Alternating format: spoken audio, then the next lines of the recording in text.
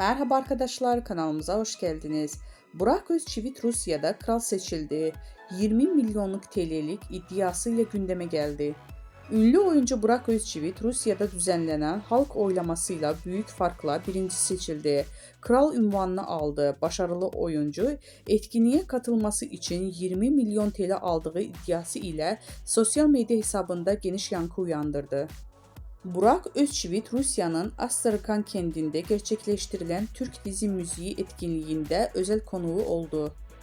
Program kapsamında yapılan oylamalar izleyicilerden hangi oyuncu kral olarak görmek istersiniz sorusu yönelildi.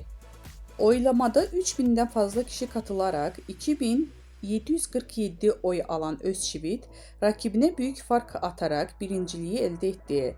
Başarılı oyuncu Rus hayranlarından aldığı destekle etkinliğin en çok konuşulan isimlerinden oldu. Etkinlikten sonra ortaya atılan bir iddia ise gündemde daha da hareketlendirdi. Ünlü oyuncu, organizasyon katılmasının karşılığında 20 milyon TL ücret aldığı ileri sürüldü. Bu iddia sosyal medyada büyük tartışma yaratırken konuyla ilgili resmi bir açıklama